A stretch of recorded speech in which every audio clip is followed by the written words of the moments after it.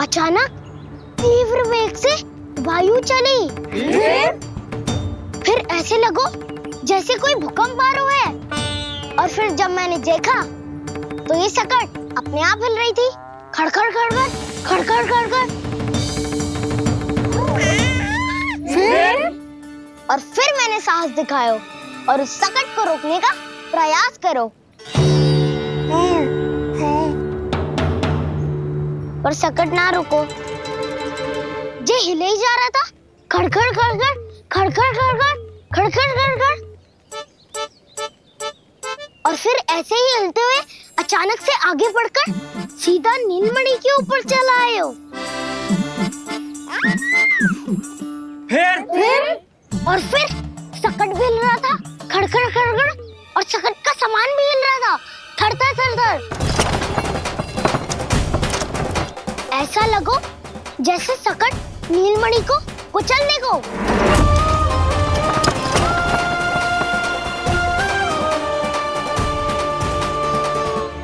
पर तभी जे जाग गए हो। इसने खींचकर अपने पांव का प्रहार करो और चीख गया सकट आकाश पे।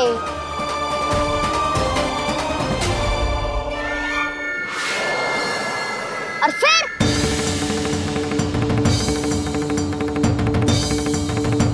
धड़ाम, सब भूमि पे गिरकर चकनाचूर।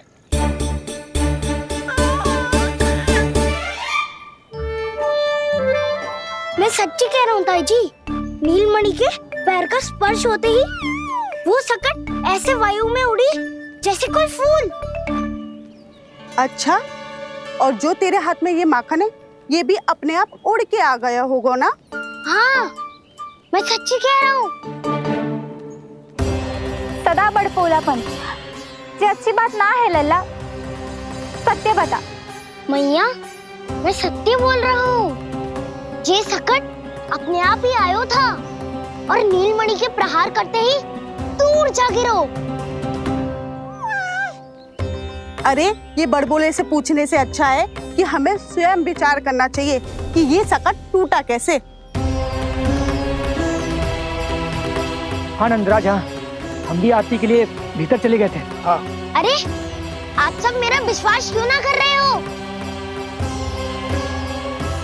नीलमणि के प्रहार से ही उज्जवल, सकट बहुत पुराना था, पहिया ढीला होकर खुल गया होगा।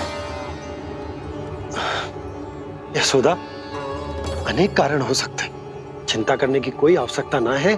मैं चिंता क्यों करने लगी भला? मेरे नीलमणि के गले में रक्षा वाला कंठक पहले से ही है, और हम जैसा पूजा पाठ इतने विधि विधान से इसी के लिए तो कर रहे हैं, है ना पंडित जी? हाँ रानी जी। तो बस फिर मेरे लल्ला को कछु क्यों होने लगो? और आप सब स्वयं ही देख लो ना, जे इतना बड़ा सकट टूट के बिखर गया है, किंतु मेरे लल्ला को एक खरोच भी ना आई। इसका अर्थ तो यही है ना कि हम जो भी कर रहे हैं सही कर रहे हैं। मुझे चिंता करने की कछु आवश्यकता ही ना है। चलो सब भीतर चलते हैं। हाँ हाँ, लल्ला को भूख भी लगी आई होगी। चल।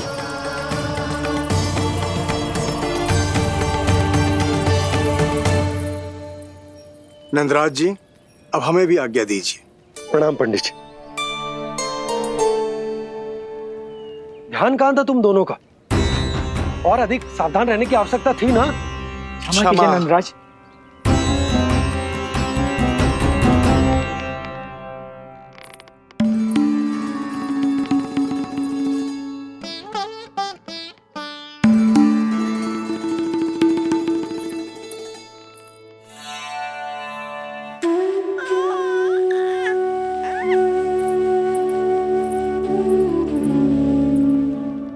यशोदा, क्या हुआ? बोलो ना, क्या सोच रही हो? मुझे बहुत चिंता हो रही है जीजी। मेरे लल्ला के साथ कुछ ना कुछ दुर्घटना होती रहती है। अरे, अभी बाहर ही तुम सबको समझा रही थी, अब भीतर आते ही क्या हो गया तुम्हें? बाहर समझाने वाली मैं ना थी जिज्जी, वो तो गोकुल की रानी जसोदा थी, किंतु भीतर से मैं अपने नीलमणि की मैया हूँ, बस। और एक मैया को कितनी चिंता होती है, इसे आपसे अधिक कौन जान सकता है। बहुत बड़ा धक्का लगा है मैया को इस घटना से। अब तो ये मेरी रक्षा के लिए और भी अधिक चिंतित हो जाएंगी। यंत्र का कंठक, पूजा पाठ, इतने सारे प्रहरी, सुरक्षा के प्रबंध, यदि इतने सबके बाद भी मैं अपने लल्ला की रक्षा न कर पाई तो मुझसे अधिक अभागी कौन हो सकती है। मैं तुम्हारे मन की दशा समझती हूँ यशोदा। इसी चिंता के कारण ही तो मैंने आज तक अपने पुत्र को छुपा कर रखा है। मैं जानती हूँ जिज्जी, मैं समझती हूँ। मैंने तो नीलमणि के लिए इतने सारे संस्कार भी करो है, पूजा पाठ की है, किंतु मैंने तो आज तक अपने पुत्र का एक भी संस्कार नहीं किया है। आंसू पोंछ लीजिए बड़ी माँ, शीघ्र ही सब कुछ ठीक हो जाएगा। जब मैंने उसे जन्म दिया उसके बाद से आज तक न उसे घर के बाहर लाई हूं, न कोई संस्कार किया है। मैं तो उसका नामकरण भी नहीं करवा पाई हूँ यशोदा। उसके जन्म के समय स्वामी ने यह संदेश भिजवाया था कि उस कंस को हमारे पुत्र के बारे में तनिक भी भनक नहीं पड़नी चाहिए। तब से आज तक भय के छाव में जीती आई हूँ कि वो कंस कहीं हमारे पुत्र को भी ना मार दे, जैसे देवकी के सारे संतानों को मार दिया है। ये आशंका कभी सत्य नहीं होगी बड़ी माँ, मैं हूँ ना। माँ अपनी संतान के मन की बात बिना कहे ही समझ जाती है। आप भी समझ जाओ ना मैया। जिज्जी, हमें रोना ना चाहिए। हमें देख के लल्ला भी रो रहा है। मैया, आपकी सहायता की आवश्यकता है मुझे ऐसे क्यों लग रहा है जैसे लल्ला मुझसे कुछ कहना चाह रहा है। दाऊ को हम सबसे दूर कब तक रखेंगे बड़ी माँ? ये सोच रहा होगा कि अब तक आपने इसके दाऊ को छुपा के क्यों रखो है। मैं उनसे मिलना चाहता हूँ मैया। जिज्जी, कितना मन करता होगा ना इसका अपने दाऊ से मिलने का। और आपके लल्ला का भी तो मन करता होगा ना कि अपने छोटे भाई को मिले। कितनी बातें करते हैं हम दोनों की इनके सामने। हाँ यशोदा, मैं भी अपने पुत्र को नीलमणि के बारे में सब कुछ बताती हूँ। तो बस फिर हमें साथ साथ रखिए ना। मेरा आधा हिस्सा है वो, उनके बिना मैं अधूरा हूँ मैया। ये दोनों भाई एक दूसरे के बिना अधूरे हैं जिज्जी। हमें इन दोनों को साथ ही रखना चाहिए। आप ही सोचो, यदि नीलमणि की रक्षा होगी तो आपका लल्ला भी तो सुरक्षित रहेगा। तुम सच कह रही हो यशोदा। हमें इन दोनों को मिलाना चाहिए और साथ में ही रखना चाहिए, सुरक्षित। तब तो शीघ्र ही पंडित जी को बुलाकर हमें शुभ मुहूर्त निकलवाना चाहिए। शुभ मुहूर्त? हाँ, शुभ मुहूर्त। दोनों भाइयों के मिलन के साथ साथ उनका नामकरण संस्कार भी करवा देते। अब अपने दाऊ से मिलूंगा मैं।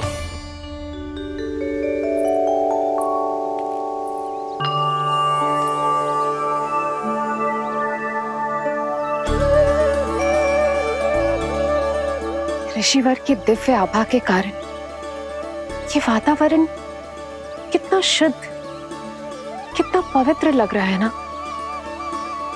हाँ देवकी, इनका तेज ही ऐसा है कि इनके निकट केवल पवित्रता ही वास कर पाती है। किसी भी प्रकार की दुष्टता इनके पास जाने से पहले ही नष्ट हो जाती है।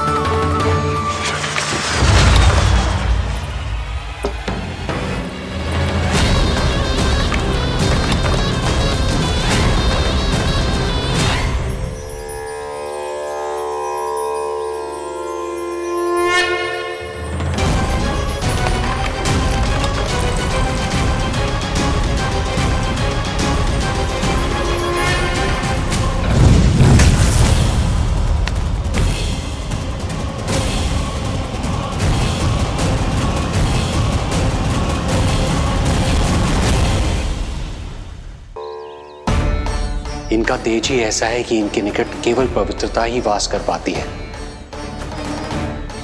किसी भी प्रकार की दुष्टता इनके पास जाने से पहले ही नष्ट हो जाती है। यदि महर्षि की इच्छा के बिना मैंने भीतर प्रवेश किया तो कहीं ये मुझे श्राप ना दे दे। नहीं नहीं, इससे तो अच्छा है कि मैं यहीं आश्रम के बाहर रुकूं और यहीं से इन दोनों पर दृष्टि रखूं।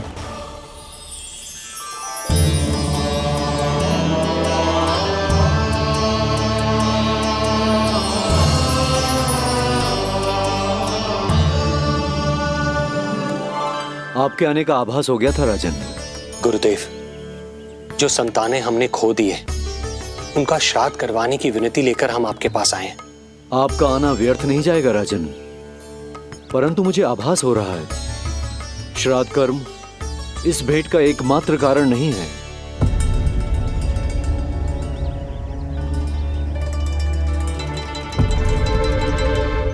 आपको उसकी या कंस की चिंता करने की कोई आवश्यकता नहीं है। निश्चिंत होकर बताइए कि आपकी इच्छा क्या है।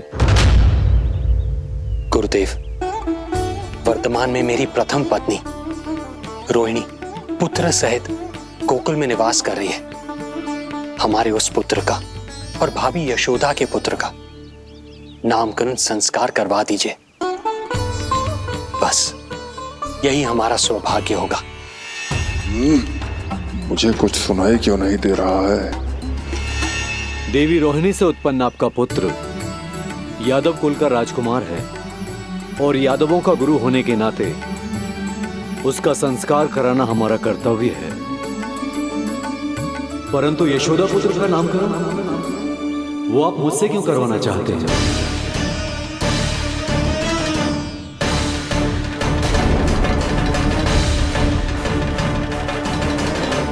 गुरुदेव,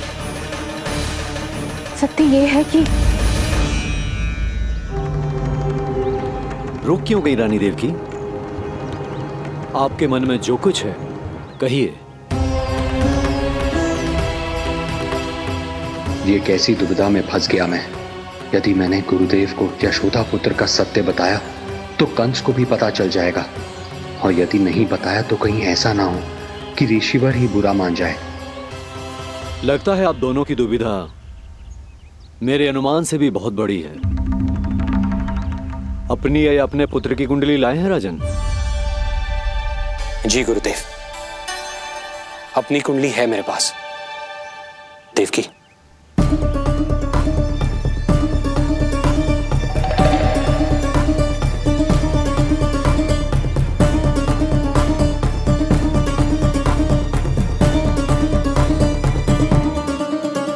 जो रहस्य आप नहीं बता पा रहे हैं राजन, वो ये कुंडली बताएगी।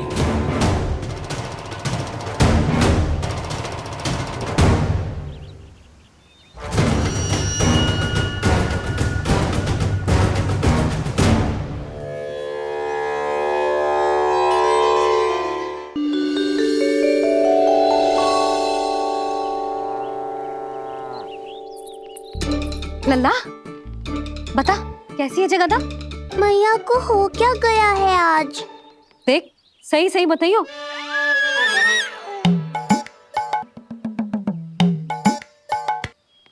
ही है ना, पसंद आएगी ना उसे? हाँ, या फिर जे मोर पंख वाला मुकुट दे दूं? पहली बार मिल रहा है तू, उपहार तो देना चाहिए ना। पर बड़े तो वो है ना मैया, उपहार तो वो देंगे मुझे।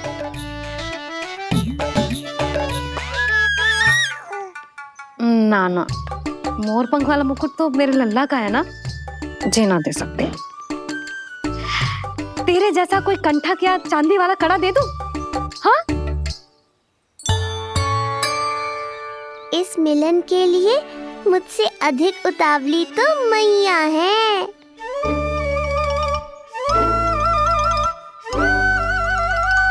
अच्छा जे उपहार छोड़, तू तो जे बता कि तू उसे बुलाएगा क्या कह के?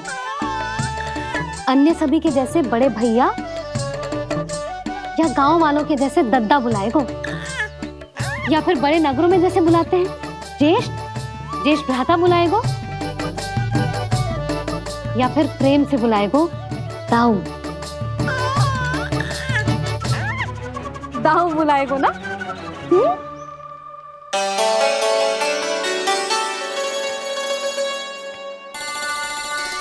सुनो आपने, हमारे लल्ला ने निर्णय ले लियो, ये अपने भैया को ताऊ कहकर बुलाएगो। अरे वाह, लल्ला ने बोलना भले ही ना सीखो, परंतु तुम्हें बता दियो। और नहीं तो क्या, लल्ला कुछ कहे ना कहे माँ तो समझ जाती है ना लल्ला?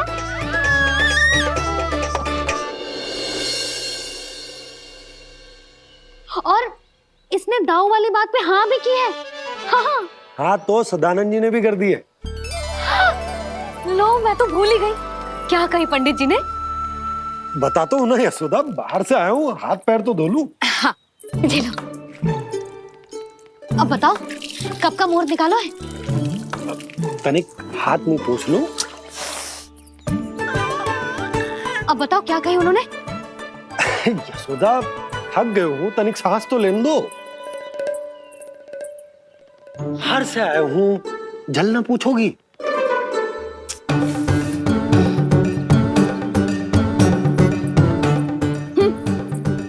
अब बता दो जी।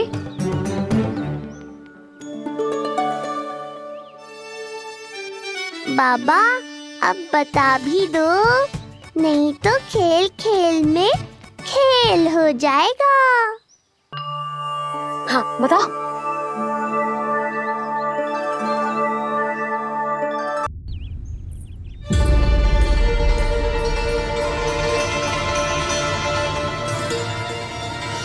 हो क्या रहा है वहां? ये क्या दिया है राजकुमारी ने? गुरुदेव, शीघ्र ही कोई मुहूर्त बता दे तो बड़ी कृपा होगी। नंद महाराज, अब क्या नामकरण का मुहूर्त भी मुहूर्त निकाल के बताओगे आप? हैं? क्रोधित क्यों हो रही हो यशोदा? बताता हूँ, धैर्य धरो। हाथ मुंह धो लिया, जल पी लिया, विश्राम कर लिया, अब कितनी प्रतीक्षा करवाओगे? हैं? मैं सब समझ रही हूँ, आप जानबूझ के मुझे सताने के लिए ना बता रहे। मैया कितनी भोली है बाबा, आप क्यों सता रहे हो उन्हें? बस बस बस, इतना भावुक होने की आवश्यकता ना है। बता तो, पंडित जी ने बताया है एक बहुत ही शुभ मुहूर्त आने वाले सप्ताह में ये है। और जानते हो जिस मुहूर्त किस दिन पड़ेगा? जिस दिन हमारा लल्ला पूरे 100 दिन का हो जाएगा। इससे अच्छा मुहूर्त तो हो ही नहीं सकता। धन्यवाद गुरुदेव।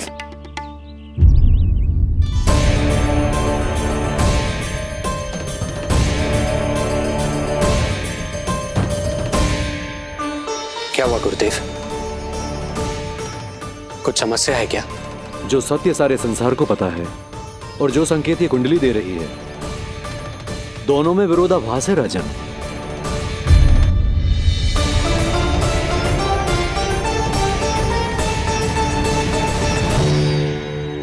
मैंने कहा ना राजन, उसकी चिंता करने की आवश्यकता नहीं है। ये कुंडली मुझसे कह रही है कि आपके भाग्य में केवल पुत्र थे, आपके भाग्य में केवल पुत्र थे, तो पुत्री कैसे हुई? तो पुत्री कैसे हुई?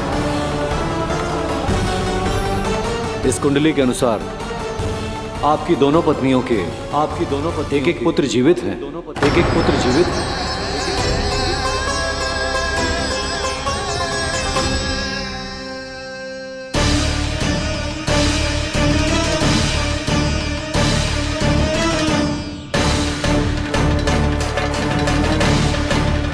देवकी, गुरुदेव, गुरुदेव मैं कुछ कैसे? कहने की आवश्यकता नहीं है राजन, मैं जानता हूं मेरे प्रश्नों के उत्तर कहां मिलेंगे। अरे कौन से प्रश्न और कैसे उत्तर? किस बारे में बात कर रहे हैं? ये लोग जो भी बात कर रहे हैं वो मुझे सुनाई क्यों नहीं दी? सही समय की प्रतीक्षा कीजिए राजन, आपके दोनों कार्य पूर्ण होंगे।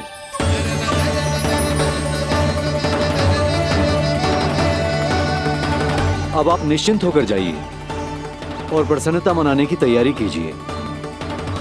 आपका बहुत बहुत धन्यवाद गुरुदेव। प्रणाम।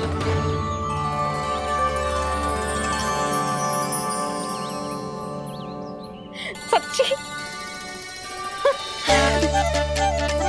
पहले नारायण को धन्यवाद दूं कि लल्ला को सूचना दूं? कुछ समझ में ना आ रहा। लल्ला मैं अभी आया।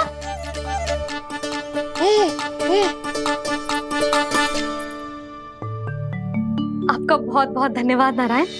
अब शीघ्र ही मेरे लल्ला और उसके दाऊ को उनके नाम मिल जाएंगे, वो नाम जिससे वे पूरे संसार में पहचाने जाएंगे।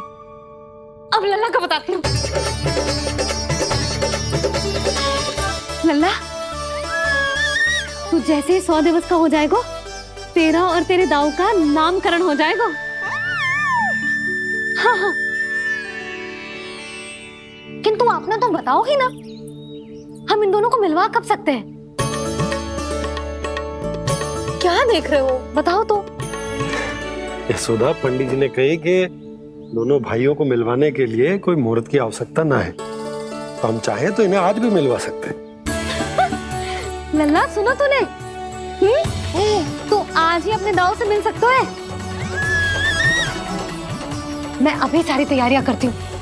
भव्य मिलन होगा गोकुल में, भव्य मिलन।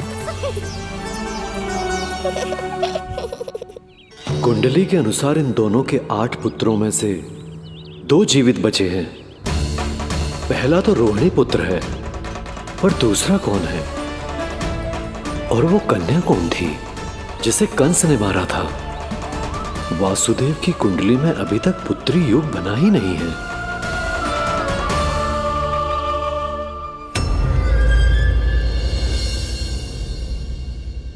मुझको क्या मारेगा?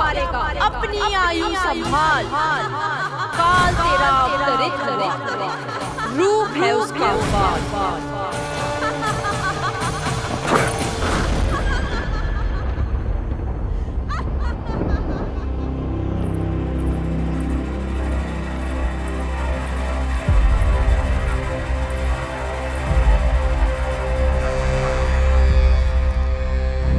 आधी रात को इस तरह से उठकर बैठे हुए हैं आप स्वामी।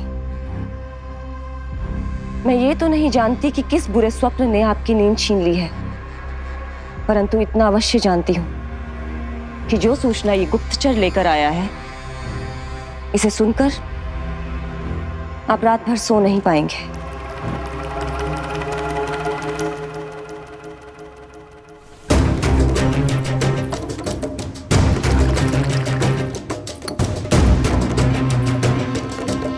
क्या सूचना है?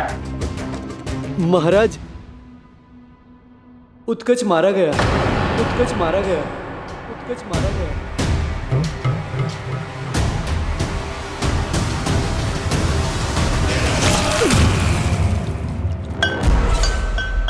सूद वूद खो गए हो क्या अपनी? जो दिखता ही नहीं उसे मारा कैसे जा सकता है? इसने स्वयं देखा था महाराज, जिस शकट में समाकर शक्तासुर उस बालक को कुचलने वाला था, आपके शत्रु ने उसी शकट को चकनाचूर कर दिया।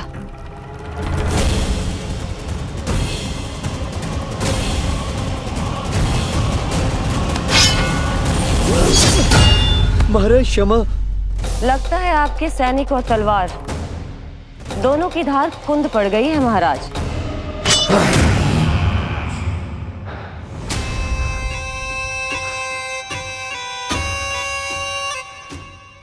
इस तलवार की धार पर अब तभी विश्वास दृढ़ होगा जब ये उस बालक के रक्त से स्नान कर लेगी।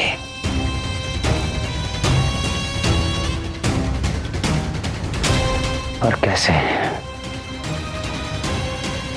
कैसे?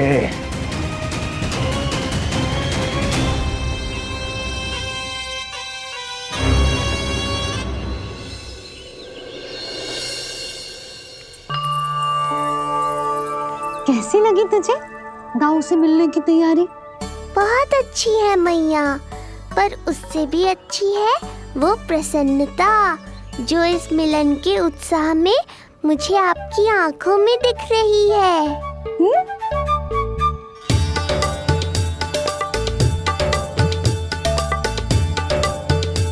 यशोदा, तुमने तो दो भाइयों के मिलन को भी त्योहार बना दिया। हाँ तो जे किसी त्योहार से कम थोड़ी ना है। जे शुभ दिन दोनों भाई के मिलन को पूरा गांव देखेगो। तो फिर अब बड़ी मैया को बुलाओ ना मैया। यशोदा जी, रोहिणी जीजी इतनी प्रतीक्षा क्यों करवा रही है? इतने दिवस से छुपा के रखे हो लल्ला को, अब तो शीघ्रता करनी चाहिए ना, है ना भाभी? प्रतीक्षा अवश्य की है, किंतु फल भी तो मीठा मिलेगा। आती होंगी रोहिणी जीजी।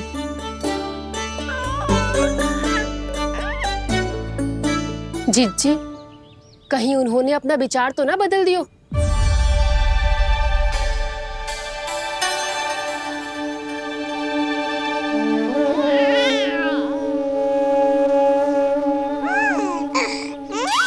कितनी शीघ्र चिंतित हो जाते हो आप सब। देखो आ रहे हैं वो। लाल छुपा रखने को विवश थी नियति की सताई, भूल के भय माज प्रभु की जग सम्मुख है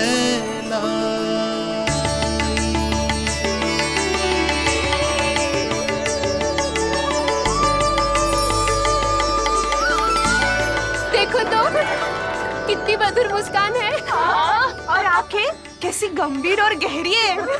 अरे अरे, ये तो हमारी नीलमणि की तरह सुंदर भी है। सही कह रही है तू, और कितना प्यारा भी है। और कितना बलशाली भी लग रहा है ये, है ना? तो देखो इसके। हाँ देखो, लाल लाल टमाटर की तरह। देखो तो दाऊ आए नहीं कि ये सब की सब मुझे भूल ही गई। अरे हटो सामने से, मुझे भी तो देखने दो।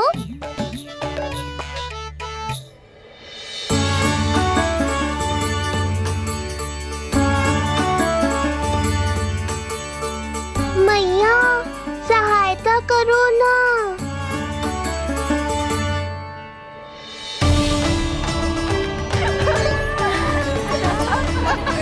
चलो हटो सब, हटो हटो हटो हटो सामने से। चलो दोनों भाइयों को एक दूसरे से मिलने तो दो।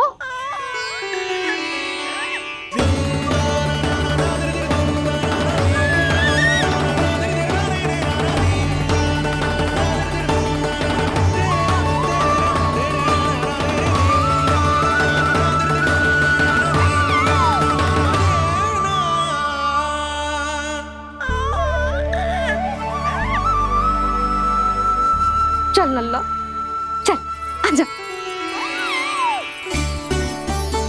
देख लल्ला, आ गए जे तेरे भैया, तेरा दाऊ। जी भर के बातें करो और निहारो एक दूसरे को। लाओ जीजी, आजा। ये रहे तेरे दाऊ।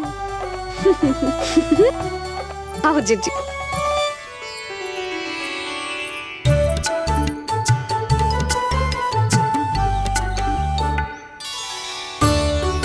स्वागत है दाऊ।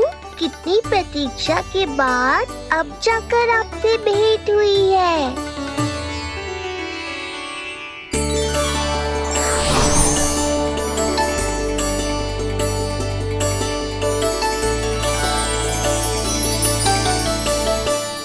क्या हुआ दाऊ?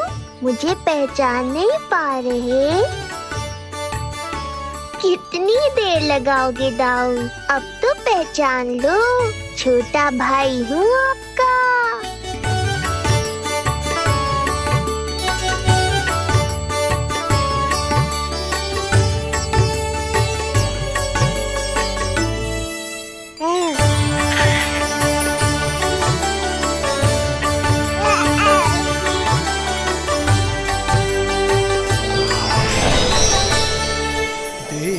प्रभु को भक्त शेष की आंखें है भर आई, भावुक हरि भी निहारे की अब मिलन की बेल आई।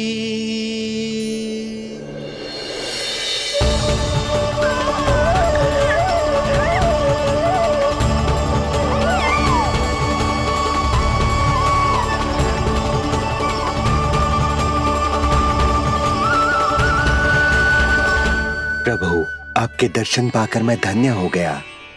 प्रभु नहीं, छोटा भाई पुकारो शेष। ये कैसे संभव है? आप नारायण हैं, मेरे प्रभु। ये जानते हुए भी मैं आपसे बड़ा कैसे बन सकता हूँ? हर दुविधा की तरह इसका भी समाधान है शेष। अब तो हम एक दूसरे से मिल भी चुके हैं।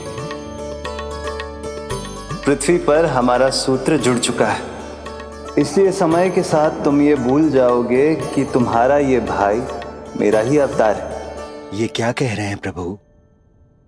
वही जो आवश्यक है, नहीं तो तुम नीलमणि के बड़े भाई होने का कर्तव्य कैसे निभाओगे? कैसे डांटोगे मुझे? और बड़े होने के नाते मुझ पर अधिकार कैसे दिखाओगे? पर प्रभु, पर किंतु परंतु ये सब भूल जाओ शेष। आज से इसी क्षण से मैं हूं तुम्हारा छोटा भाई और तुम मेरे ताऊ। मैं हूं तुम्हारा छोटा भाई और तुम मेरे ताऊ। नारायण नारायण दाऊ। दोनों इतने सुंदर लग रहे हैं, मेरी तो दृष्टि भी ना हट रही इससे। कहीं मेरी ही दृष्टि ना लग जाए नहीं। ये तो प्रतिदिन की कथा है दाऊ। हे नारायण, मेरे कानों से तो अभी से रक्त निकलने लगा। आदत डाल लो दाऊ, अब तो सहना ही पड़ेगा। वो देख रहे हो, सुलक्षणा चाची सबसे अधिक चतुर यही है। केवल अधिक चतुर ही नहीं नीलमणि, बहुत अधिक सयानी भी है ये। बिल्कुल सही पहचाना दाऊ, पर आप चिंता मत करो, मैं हूँ ना, मैं संभाल लूंगा इन सबको। देखो तो जिज्जी, इन दोनों की दृष्टि एक दूसरे से ऐसी चिपक गई है कि अब हटने का नाम ही ना ले रही। ये सूचक है उस प्रेम के बंधन का, जिसमें ये दोनों भाई आज के बाद सदा के लिए बंध जाएंगे।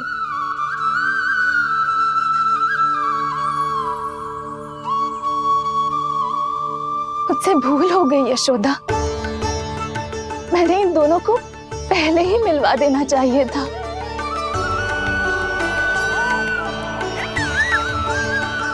मैं कहती थी ना आपसे।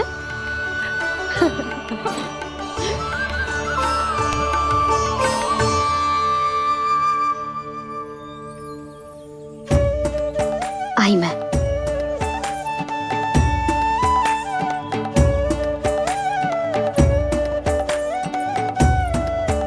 क्या सोच रहे हो ऐसे खड़े खड़े? देख रहा हूं दोनों भाइयों का जो मिलन किसी त्योहार से कम थोड़ी ना। सही कहा था तुमने।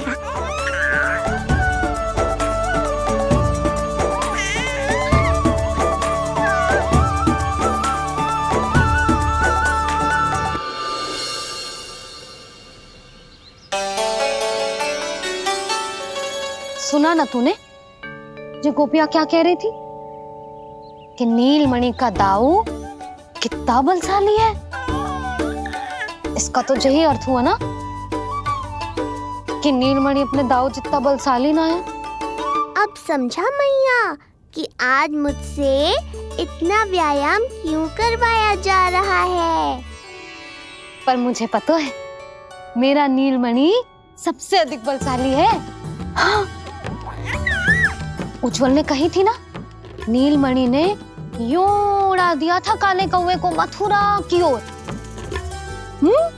और उज्जवल ने तो ये भी कही थी कि नीलमणि ने अपने पांव से सकट पे प्रहार भी किया था। कैसे किया था प्रहार? कैसे किया था? लग गई मैया को। कैसे किया था? फिर से बता कैसे किया था?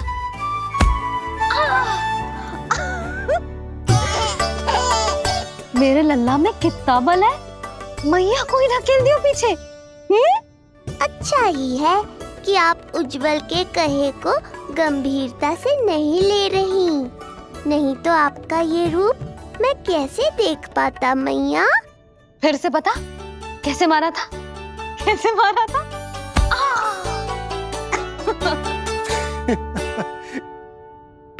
लल्ला तू बड़े के जैसे कब से हंसने लगो?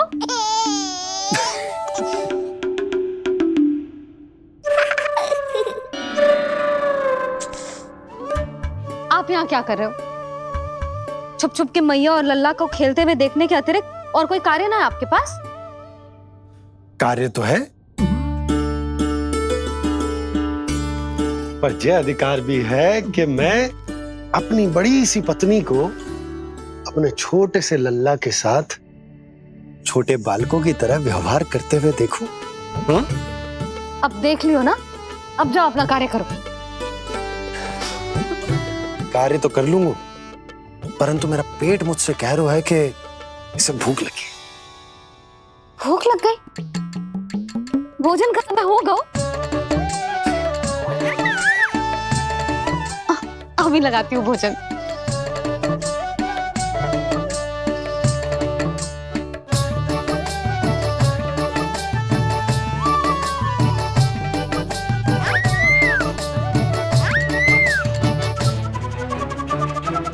क्या हुआ लल्ला, इतना उतावला क्यों हो रहा है तू? तुझे भी भूख लगी आई है क्या? सच्ची में भूख लगी आई है कि मंद मंद मुस्कुरा के मैया को बांधना चाहता है? तनिक रुक जा, तेरे बाबा को भोजन परोस के यूं गई और यूं आई। मेरा अच्छा लल्ला। आई।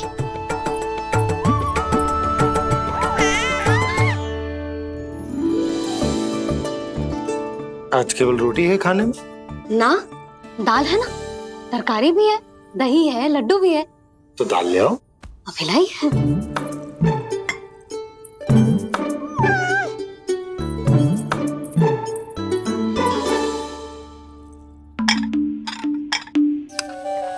अवश्य भूख ही लगी होगी उसे।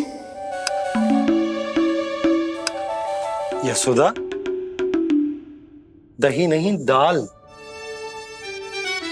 क्षमा करना, भूल हो गई।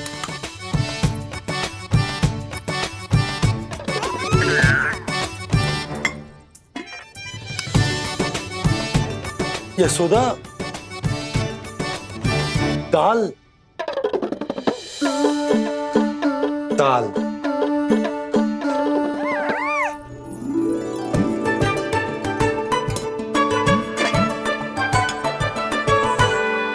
अब ऐसे क्या देख रहे हो?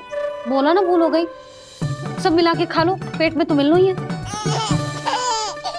थोड़े चावल मिलेंगे? हाँ मिलेंगे, अवश्य मिलेंगे।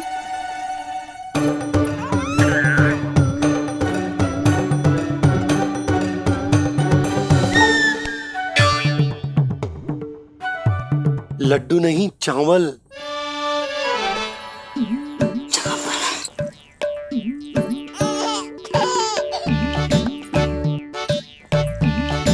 हंस क्या रहे हो जी?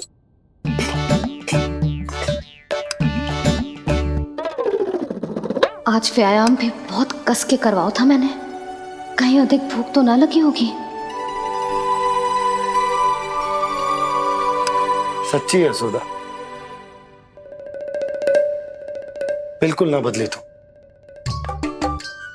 पहले रामू की चिंता में व्याकुल रहती थी और अब हम नीलमणि में तुम्हारा मन लगा रहता। हाँ तो लल्ला भूखा हो और मैया का मन व्याकुल भी ना हो, ऐसा हो सकता है भला? फिर तो दूध पिला दो ना उसको। जाऊं? शीघ्र जाओ। किंतु आप तो खा रहे हो ना पतिदेव। वही तो यशोदा, मैं खा रहा हूं, किंतु वो भूखो है। जाओ। ठीक है। यहाँ थी तो लल्ला की भूख के लिए चिंतित थी, अब वहां जाएगी तो पक्का मेरे भोजन के बारे में चिंता करेगी। कहीं आधी भूख में ना उठ जाए तेरे बाबा, उन्हें कुछ और चाहिए होगा तो? सही कहा था बाबा ने, वहाँ मेरी चिंता थी, यहाँ बाबा की चिंता है। सच्ची मैया, अनोखी हो आप। अरे इतने से पेट भर गया तेरा? ना, ये वाली मुस्कुराहट तो मत ही दिखा मुझे। इतनी शीघ्र तेरा पेट भर ही ना सकता। मैया जानती है अपने लल्ला की भूख।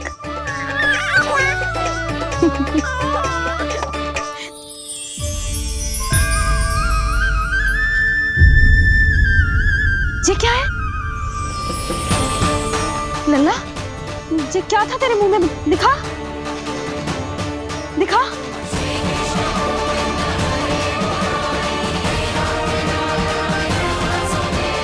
मैया को सब पता है, इतनी जल्दी तेरा पेट भर ही ना सकता।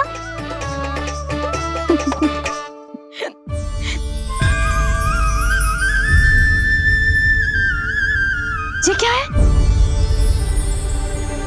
लल्ला? ये क्या था तेरे मुंह में? दिखा। ओहो, मैं तो भूल ही गया था कि मेरे भीतर ही तो सारी सृष्टि समाई हुई है। मैया ने उसकी झलक देख ली, अब क्या होगा? क्या होगा यशोदा? सुनो जी, हमारे लल्ला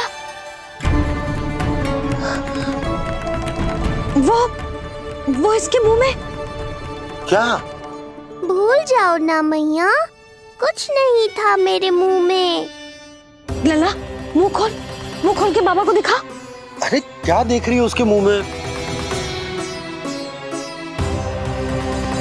अवश्य ही मेरा दृष्टि भ्रम होगा, किंतु ऐसा भ्रम। अरे बताओ ना यशोदा, या फिर मुहूर्त शीघ्र ना बताने की बात का प्रतिशोध ले रही हो तुम? ना, ऐसी बात ना है। तो फिर बताओ ना, क्या बात है? हा? मैंने लल्ला के मुंह में कुछ देखो। क्या देखो? अब फंस गया मैं। मैया बाबा को सब कुछ बता देंगी और राय का पहाड़ बन जाएगा। फिर कैसे संभालूंगा इन दोनों को? ऐसे लगो जैसे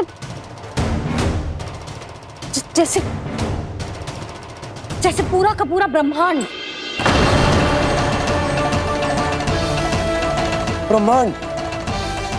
लल्ला के मुंह में।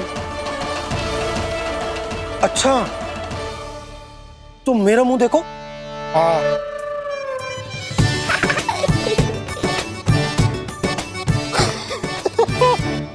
ब्रह्मा। सोदा, मुझे पता था आप मेरा उपहास उड़ाओगे। अरे नहीं, तुम देखो तो सही।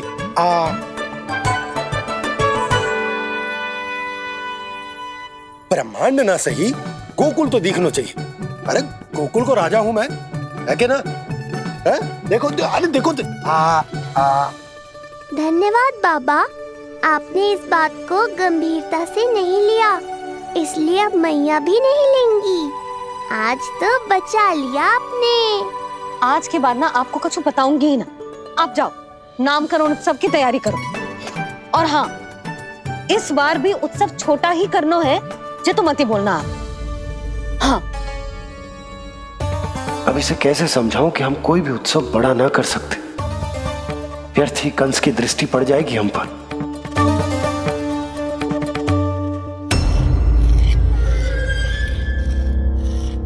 लगता है आपके सैनिक और तलवार दोनों की धार कुंद पड़ गई है महाराज। महाराज, मुझे भय था कि कहीं ऋषि गर्ग मुझे श्राप ना दे दे।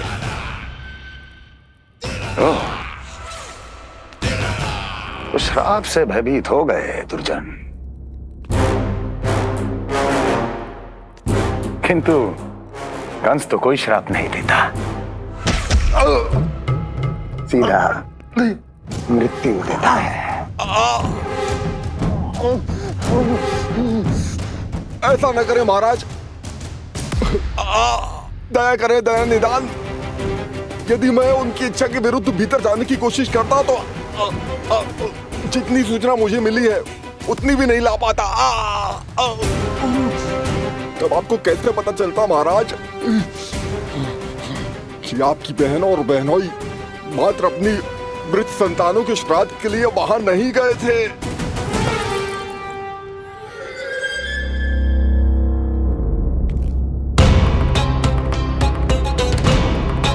आगे बोलो। पूरी तरह तो नहीं सुन पाया महाराज, किंतु मैंने स्वयं अपने नेत्रों से देखा है महाराज। राजकुमारी देवकी ने ऋषि गर्ग के हाथ में कुछ दिया था। ये सत्य है महाराज, और ऋषि गर्ग ने उन दोनों को वचन भी दिया था। सही समय की प्रतीक्षा कीजिए राजन, आपके दोनों कार्य पूर्ण होंगे। महाराज, मैं आपका सबसे विश्वसनीय सेवक हूं। आपके हर आदेश का पालन करना मेरा अधिकार है, और मैंने अपने अधिकारों का पालन किया भी है महाराज। किंतु फिर भी यदि मेरी ओर से कोई भूल हुई हो, मुझे क्षमा करे दया निदान, मुझे क्षमा करे। इसका अर्थ है कि उत्कच सही कह रहा था। वो दोनों अवश्य ही कोई ना कोई षड्यंत्र रच रहे हैं मेरे विरुद्ध। समय आ गया है, अब मुझे किसी ऐसे की खोज करनी होगी जो उतना ही शक्तिशाली हो जितनी की मेरी ये तलवार।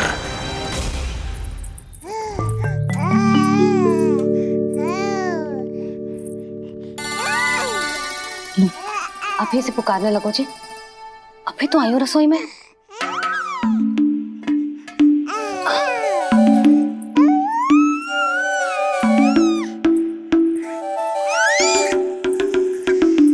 शीघ्र ही तुझे भी अपने बाबा का हाथ बटाना पड़ेगा, समझ रहे हो ना? बटाएगा ना हाथ? अभी जे 100 दिन का भी ना हो और जे इस नन्हे से बालक को काम काज का भार सौंपने की बात करने लगे। काम का नाम सुनते ही मुख से स्वर ना निकल रहे तेरे? अभी तो बड़ा ऊ कर रहा था। बता, हाथ बटाएगो के ना? अरे बता ना।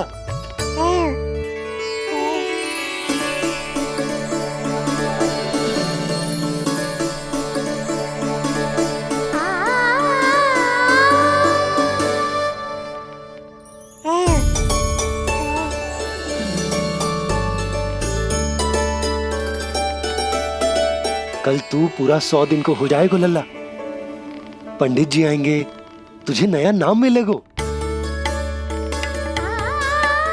देखो तो मन में तो इनके भी कितना उत्साह भरो है, बस दृष्टि में मैं ही आती हूँ।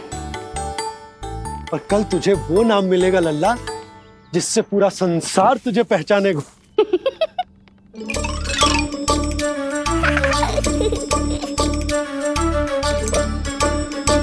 अब लल्ला, कितना कार्य शेष है और तूने मुझे बातों में लगा लियो। मुझे क्यों फंसा रहे हो बाबा? छुपाने की कोई आवश्यकता ना है। जितनी उत्साहित मैं हूँ उतने ही उत्साहित आप भी हो इसके नामकरण को लेके, पता है मुझे। लल्ला के नामकरण पे उसके बाबा उत्साहित ना होंगे? बिल्कुल होंगे, इसीलिए तो कह रही हूँ अपना उत्साह बांटो अपने लल्ला के साथ। मैं अभी आई। अच्छा, ऐसे तो तुम लल्ला को छोड़ के कहीं ना जाती। अभी कहाँ चली? रोहिणी जिज्जी के पास, और कहाँ। लल्ला और उसके दाऊ के नामकरण की तैयारी करनी है कि ना। कितने लोगों को आमंत्रित करना है, कितने प्रकार की मिठाइयां बनानी है, ढोल वाले को कितने बजे का समय देना है, ये सब सुनिश्चित करना है ना, ताकि ये उत्सव गोकुल का सबसे बड़ा उत्सव हो।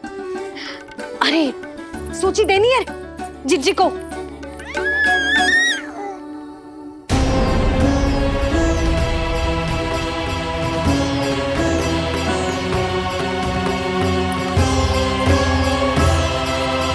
सबकी कोई आवश्यकता ना है। आवश्यकता ना है मतलब? कहना क्या चाहते हो आप? मैं ये कहना चाहता हूं कि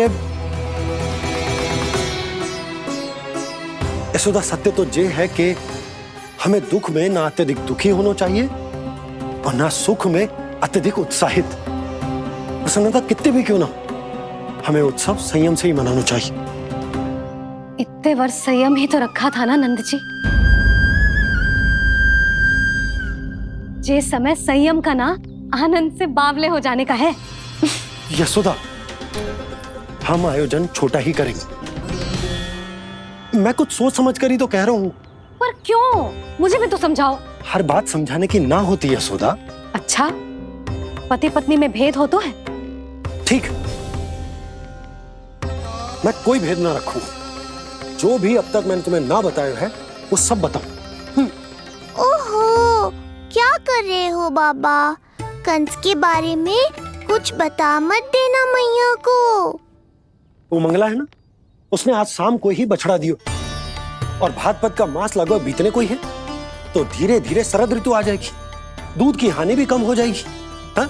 और वो सरजू है ना, उसको बैद जी ने पूरे पखवाड़े का विश्राम के लिए कहा है। क्यों? क्योंकि वो ठाट से गिर गए थे और गिरते समय उसे भीतरी चोट लग गई थी। अरे बस बस बस, ये सब मुझे क्यों बता रहे हो? इसका नामकरण से क्या संबंध? तुम्ही ने तो कही ना कि पति पत्नी के बीच में कोई भेद ना होता, तो मुझे जो भी बात पता है मैं तुम्हें बताऊंगा। कितनी समझदारी से बात बदल देते हो आप, और भोली भाली मैं आपकी बातों में आ जाती हूँ, और इस सब में असली बात तो रह ही जाती है। किंतु आज बात मेरे लल्ला की है। उत्सव तो विशाल ही होगा, और इस बारे में कछु और ना सुनूंगी मैं। आप लल्ला का ध्यान रखो, मैं जा रही हूँ रोहिणी जीजी के पास। यशोदा,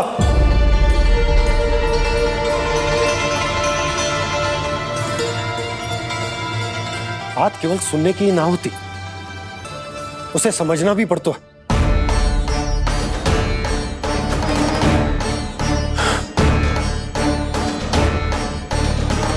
विश्वास है ना मुझ पर? मैं कुछ सोच समझ कर ही कर रहा हूँ ना। उत्सव तो छोटा ही होगा।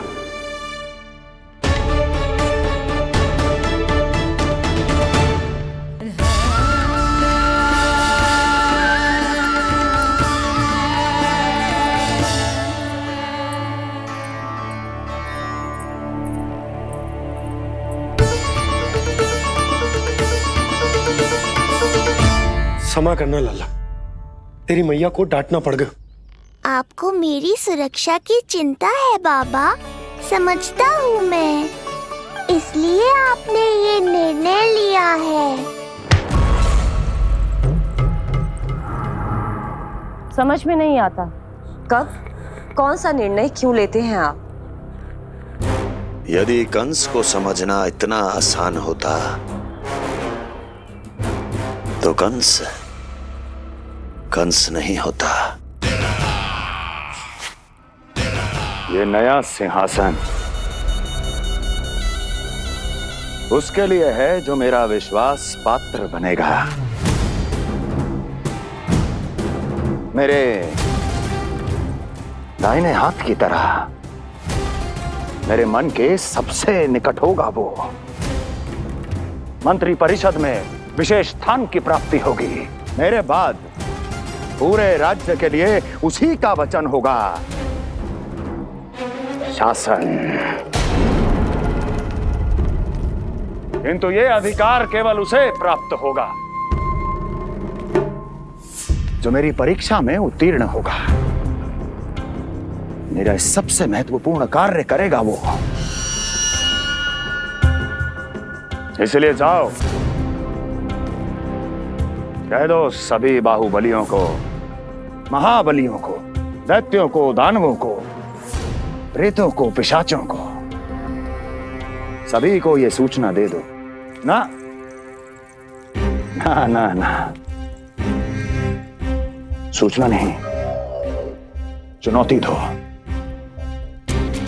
कि यदि साहस है तो आए, मेरी परीक्षा में उत्तीर्ण हो और इस सिंहासन पर बैठने का अधिकार प्राप्त कर ले। जाओ।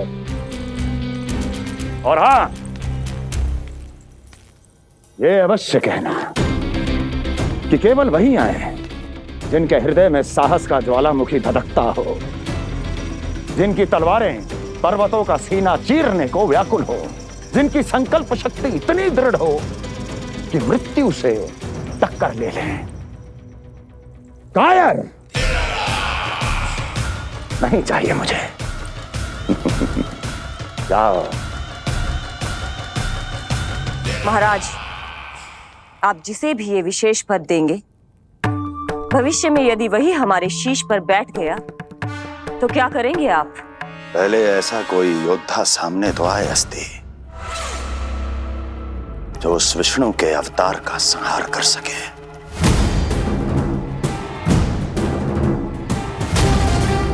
और जहां तक प्रश्न है हमारे शीश पर बैठने का, तो स्मरण रखो अस्ति, कंस को अच्छी तरह आता है ऐसे दुस्साहसियों को बीच दरबार में खड़ा करके अपनी उंगलियों के संकेत पर नृत्य करवाना। ता दीर्घ ता। और अपना कार्य सिद्ध होने के बाद उनके तन से उनके शीश को उतारना। कंस को भलीभांति आता है।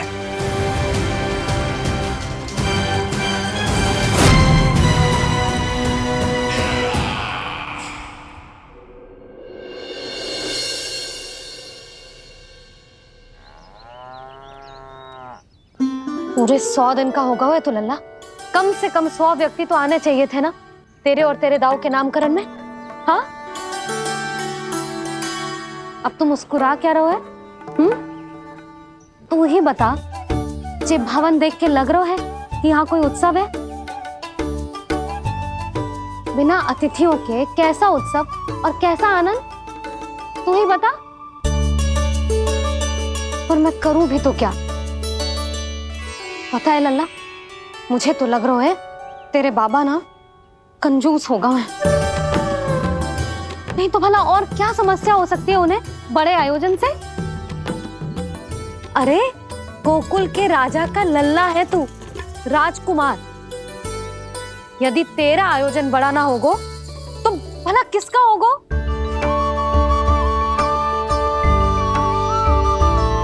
मेरी भूल है, मैं भोली हूं, इसीलिए व्यर्थ में तेरे बाबा की बातों में आ गई। मैं भोली हूं ना, व्यर्थ में उनका कहा मान गई। किंतु अब ना मैं कोई मांग रखूंगी, ना मैं उनसे बात करूंगी।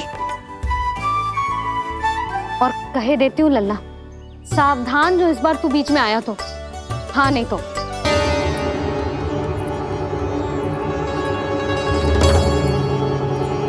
क्या होगा? हाँ, सब ठीक तो है ना? आप इतनी चिंता में क्यों हो जी? कोई बुरी सूचना तो ना मिली? अब जे मत ही कहना कि जे भी मुझसे छुपाना पड़ेगा। जो भी है मुझे बताओ। पंडित सदानंद जी महाराज वो नामकरण के लिए ना आ सके। उनकी बिटिया के पांव भारी, उसे लिवाने वो समधियाने गए। ये तो शुभ समाचार है।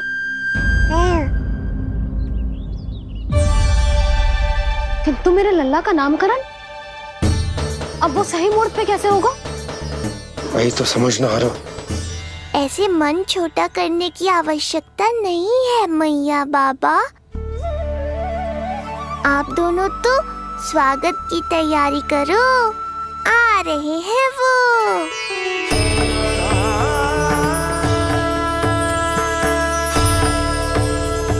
लो, आ गए वो जिनकी मुझे प्रतीक्षा थी। आप दोनों व्यर्थ ही चिंता कर रहे थे।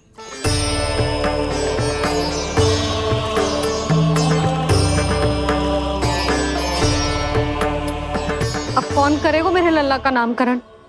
ऋषि गर्ग, नंदराज, रानी भाभी, महान ऋषि गर्ग हमारे गांव में पधारे हैं।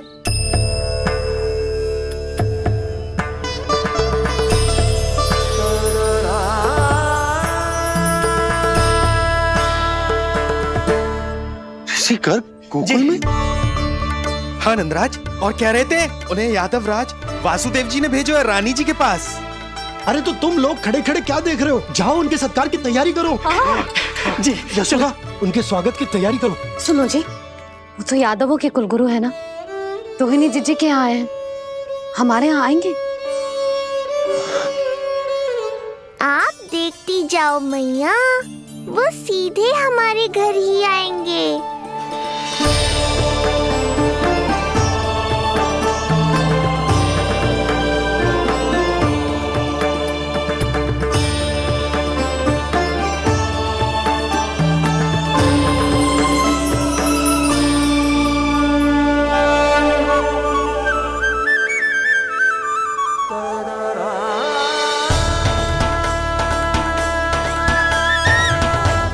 ये क्या हो रहा है मुझे?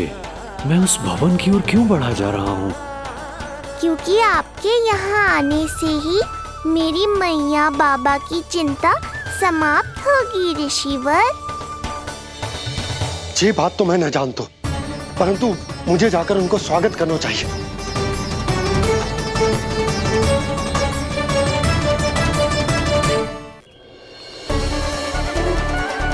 गुरुदेव, कल्याण हो। भगवान श्री नारायण के महान भक्त आज हमारे गांव में पधारे। हमारा जीवन सफल है गया आज। वो भवन आपका है नंदराज? आपके शुभ चरण पड़ेंगे तो हमारा जय भवन पवित्र हो जाएगा। इतने बड़ी ऋषि अगर हमारे घर पधारेंगे तो हमारे तो भाग्य ही संवर जाएंगे। मैया आपके दर्शन को तरस रही है ऋषिवर, संकोच मत कीजिए, अब आ भी जाइए। पधारिए गुरुजी। न जाने क्यों मेरे पांव अपने आप ही आपकी भवन की तरफ जाने को व्याकुल है नंदराज। पधारिए गुरुदेव, आइए।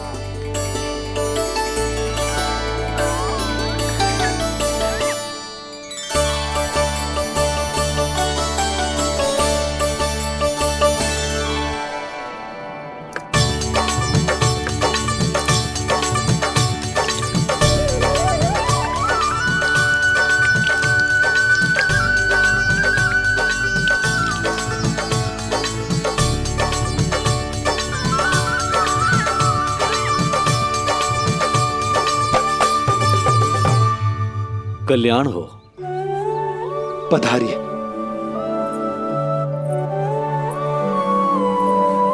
आया तो था मैं रानी रोहिणी के भवन में, पर पता नहीं कैसे यहाँ खींचा चला आया।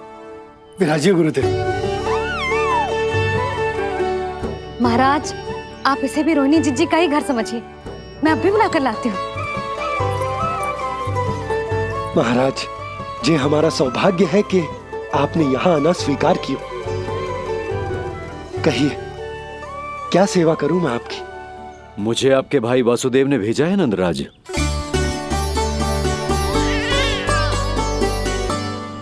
प्रणाम गुरुदेव। स्वामी जी ने आपसे इतनी दूर आने का आग्रह किया है, अवश्य ही कोई बड़ा कारण होगा। कारण तो है, आपके पुत्र का नामकरण करने आया हूं मैं यहाँ।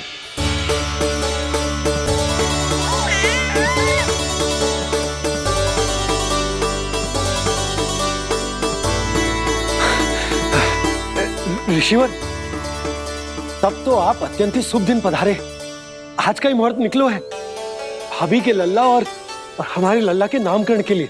परंतु पंडित जी गांव से बाहर हैं, इसीलिए आप। अब तो आप यहाँ आ गए हो, आप हमारे भी लल्ला का नामकरण कर दो ना। पुत्री, ये क्या कह रही हो तुम?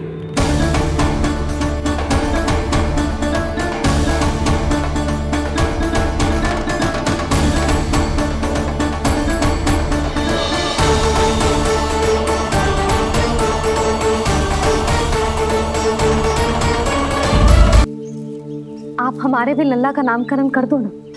पुत्री, ये क्या कह रही हो तुम? विनती कर रही हूँ और मेरी जे आग्रह अस्वीकार मत ही करो। आप दोनों भाइयों का नामकरण एक साथ हो जाएगा।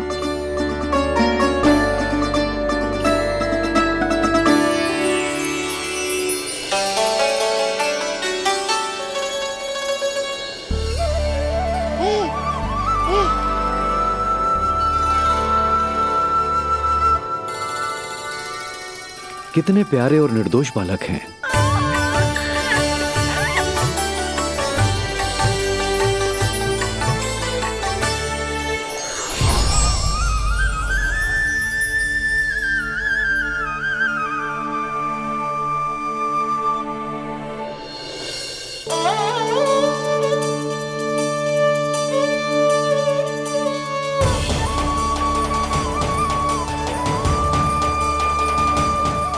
दोनों को देखकर गुरुदेव की आंखों में आंसू क्यों आ गए?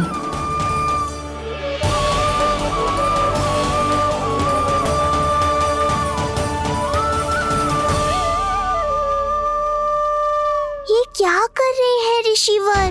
संभालिए अपने आप को, नहीं तो मेरा रहस्य खुल जाएगा आज। अरे ऋषिवर, हाथ मत जोड़िए। इससे पहले कि गड़बड़ हो जाए, अपनी नमस्कार मुद्रा को आशीर्वाद मुद्रा में बदल दीजिए।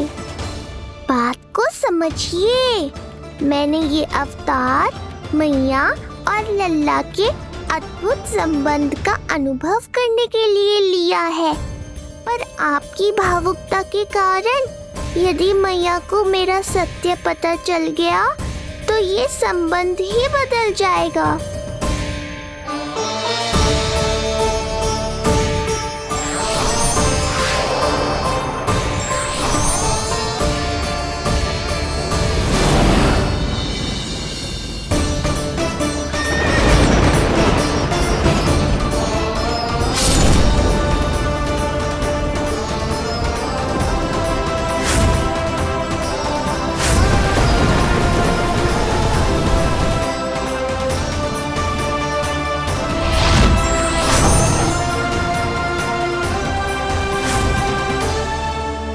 अब आप सब कुछ जान चुके हैं ऋषिवर, इसलिए अब मेरे सामने हाथ जोड़कर मेरे सत्य को उजागर मत कीजिए।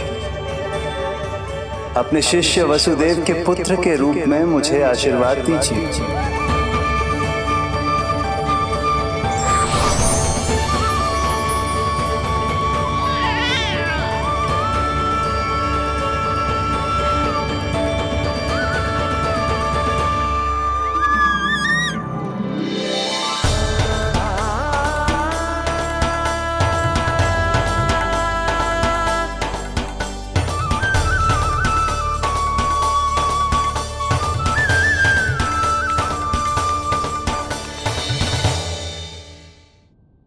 ऋषिवर, आप मौन क्यों हैं?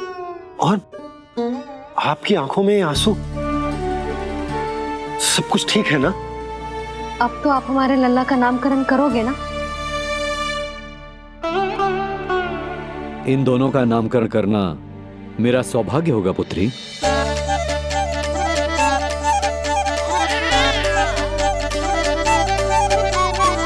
परंतु ये गोपनीय रूप से करना होगा।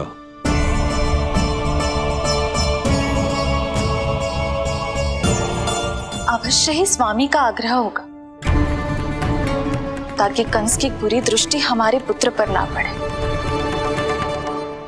ये तो बहुत महान ऋषि हैं, इन्हें कंस के अत्याचारों के बारे में अवश्य पता होगा। अपनी संतान का नामकरण संस्कार करना एक मां के लिए उत्सव से कम नहीं होता है, पर यह छुपकर करना होगा। आप दोनों को स्वीकार तो है ना? जैसी आपकी आज्ञा गुरुदेव। स्वीकार है गुरुदेव। तो फिर कहाँ करना है हमें नामकरण का प्रबंध? गुरुदेव, मंदिर सही रहेगा? उससे पवित्र स्थान तो हो ही नहीं सकता है। ऋषिवर, आप तनिक विश्राम कीजिए, हम लोग प्रबंध करते हैं। मैं कुछ समय इन बालकों के साथ व्यतीत करना चाहूंगा। ये तो इनका सौभाग्य होगा। हमें आज्ञा दीजिए।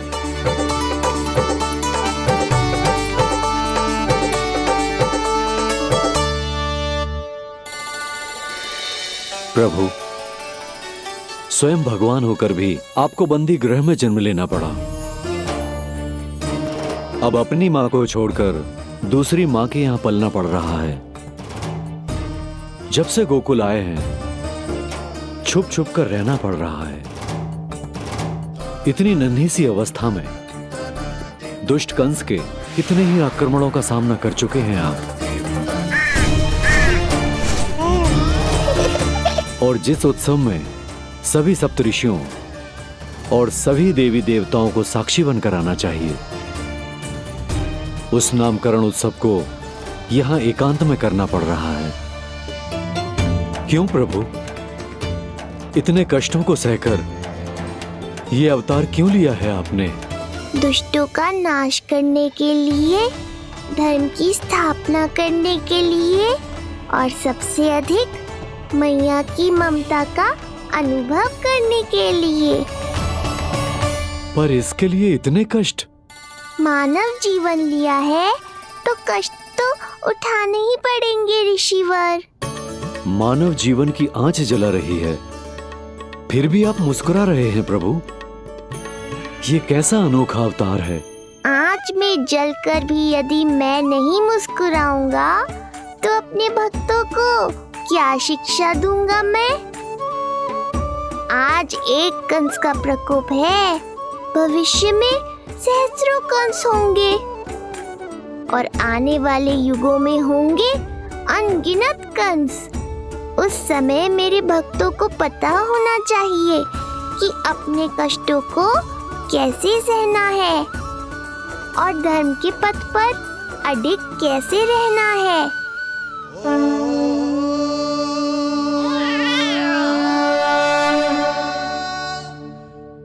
आप धन्य हैं प्रभु।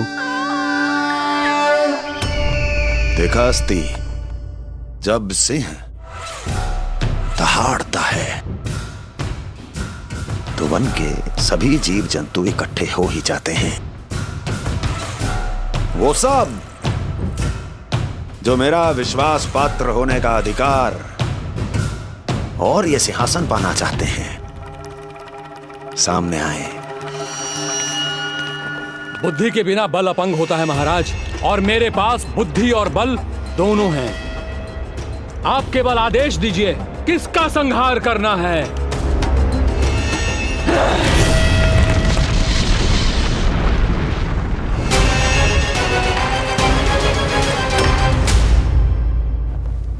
सारी तैयारी हो गई। बोलो। आप गुरुदेव को बुला लो, मैं रोहिणी जीजी और बालकों को ले आती हूँ। यशोदा, तुम रुष्ट तो ना होना मुझसे? मैं भला रुष्ट क्यों होने लगी? नहीं, तुम जो उत्सव बड़े धूमधाम से करना चाहती थी और बहुत प्रसन्न हूँ मैं। कि हमारे लल्ला का नामकरण स्वयं ऋषि गर्ग पूरे विधि विधान से कर रहे हैं। मैं समझ गई, उत्सव बड़ा हो या ना हो, प्रसन्नता बड़ी होनी चाहिए। अरे मैं तो इतनी उत्साहित हूँ कि दोनों भाइयों का नामकरण आज के शुभ मुहूर्त पे हो रहा है। तो इससे पहले जो बीत जाए, जाओ। आप भी बुला लो।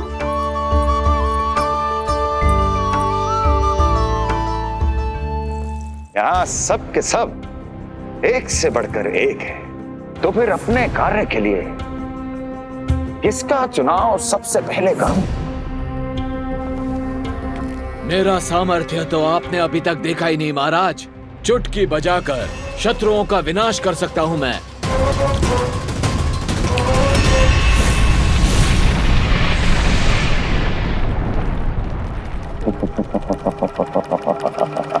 वाह! किंतु आपने तो बताया ही नहीं कि करना क्या है। वध करना है, एक नवजात बालक का वध। उसे साधारण बालक मत समझना।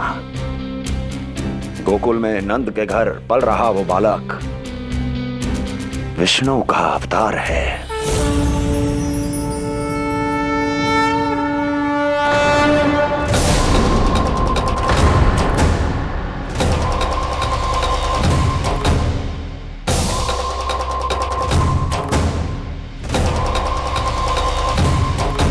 क्या हुआ? इतना सन्नाटा क्यों छा गया? क्षमा कीजिए महाराज, पर मैं नन्हे बालकों के साथ हिंसा नहीं करता। विष्णु अवतार बड़ा छलिया है महाराज, मैं उसका मुख भी नहीं देखना चाहता।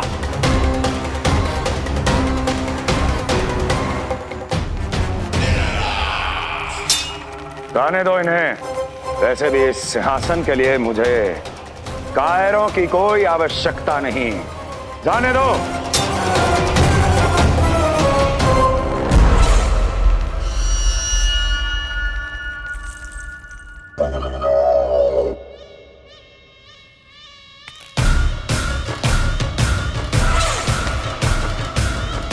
दुर्जन, क्या कहा था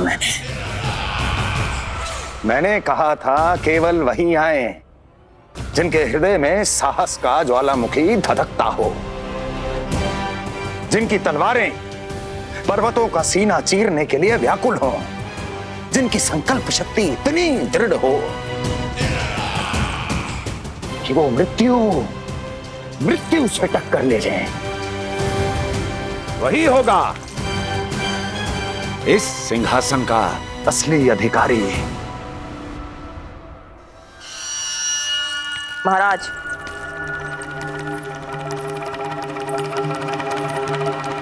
ना तो आपके दिए इस सम्मान का कोई मूल्य रह गया है और ना ही आपके भय का।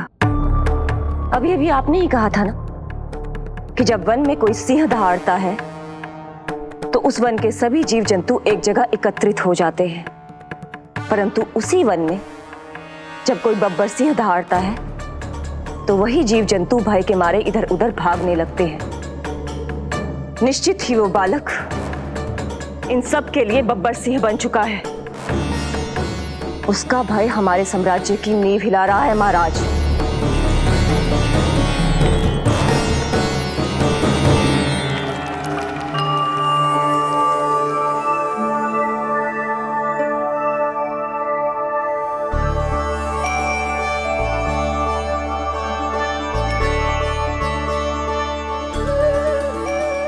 हे नारायण, मेरा मार्गदर्शन कीजिए। हे मां सरस्वती, मुझे आशीर्वाद दीजिए ताकि मैं दोनों बालकों के लिए सर्वोत्तम नामों का चुनाव कर पाऊं।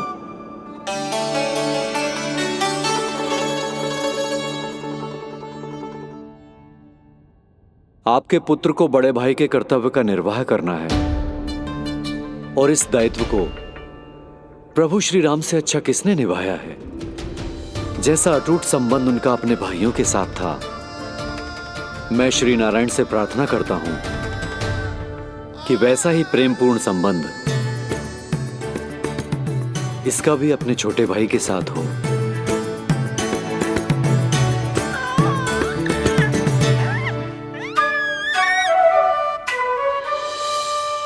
इसीलिए इसका नाम राम हो। इसीलिए इसका नाम राम, इसीलिए इसका नाम राम।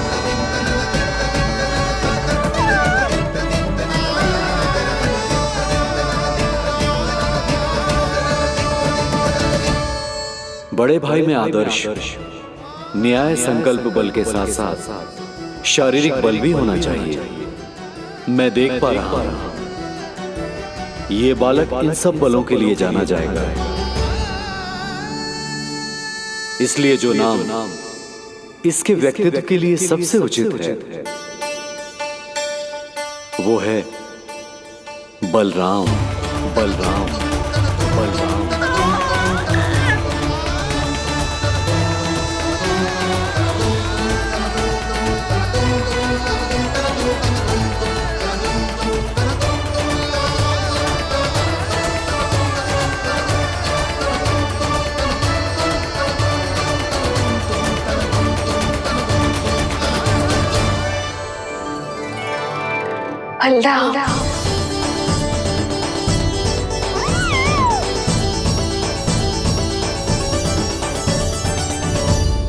तो फिर उसका नाम बल राम रखना।